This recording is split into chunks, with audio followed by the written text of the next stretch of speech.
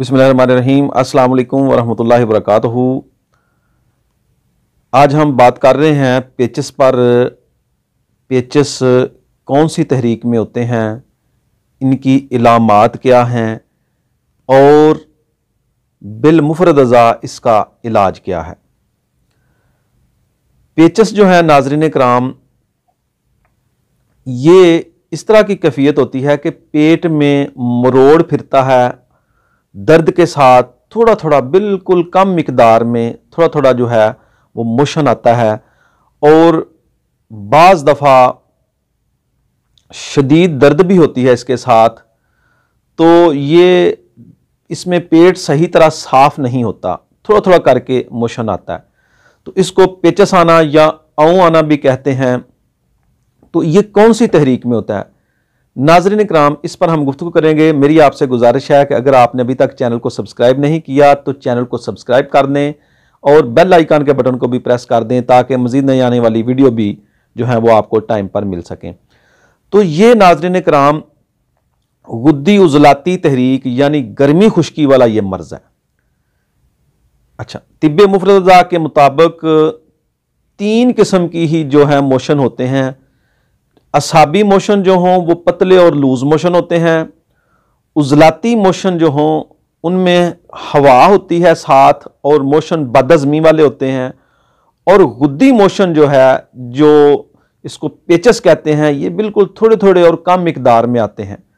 तो बहुत ज़्यादा मरीज़ ऐसे भी मैंने देखे हैं कि जो इलाज करवा करवा कर थक चुके होते हैं तो उनको आराम नहीं आ रहा। उनका इलाज जो है जो तिब्बे मुफरदज़ा के मुताबिक अगर करें तो इंशाल्लाह इससे आप फौरी फ़ायदा हासिल करेंगे और इंशाल्लाह आप जल्द अज जल्द ठीक हो जाएंगे। इलाज इसका नाज़रीन इकराम गुद्दी उज़लाती तहरीक है यानी गर्मी खुश्की वाली तहरीक है।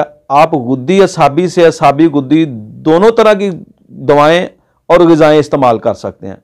मैं जो अपने मतब पर बेशुमार मरीज़ जो है इसके जो हैं देखने में आते हैं, क्योंकि ये कीमियाई मर्ज़ है, कीमियाई तहरीक का मर्ज़ है, तो इसके मरीज़ जो हैं वो आम मिलते हैं, बहुत ज़्यादा आते हैं। कुछ पुराने मरीज़ होते हैं मुज़म्मम और कुछ जो हैं वो हाद मराज में मुब्तला लोग जो हैं वो आते हैं।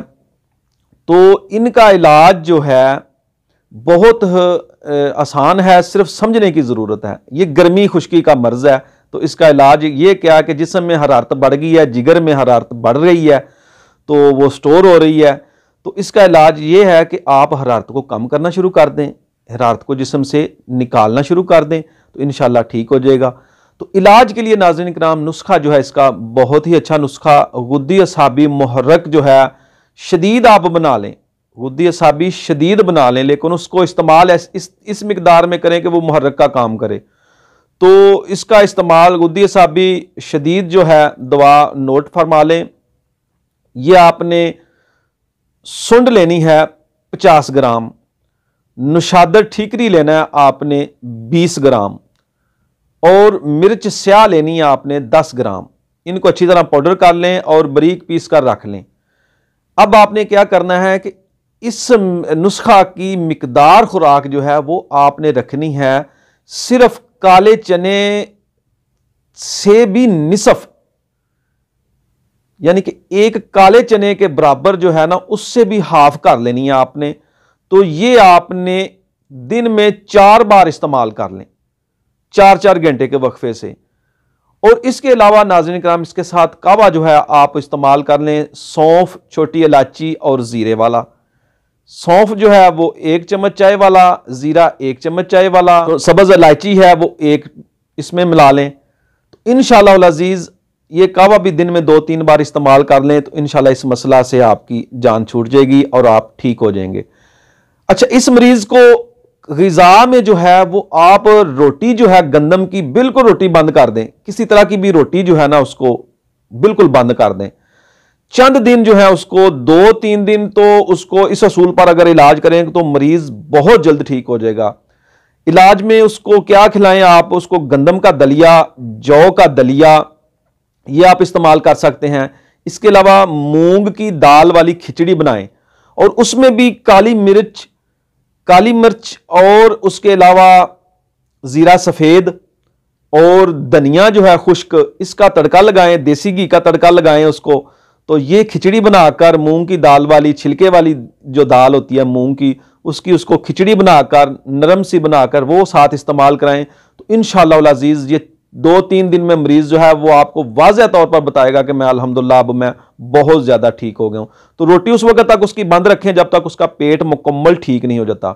इसके अलावा जो फलों में है वो उसके लिए केला बहुत ज़्यादा मुफीद है, इसबगोल का छिलका बहुत ज़्यादा मुफीद है, वो भी एक टाइम दूध के साथ दे सकते हैं। उसकी खीर बना दें, दूध में 1 चम्मच इसबगोल का छिलका और 1-1.5 कप दूध का उसमें वो मिलाकर वो भी इस्तेमाल करा सकते हैं। तो ये था नाज़रीन इकराम तिब्बे मुफरद अज़ा के मुताबिक पेचिस का इलाज।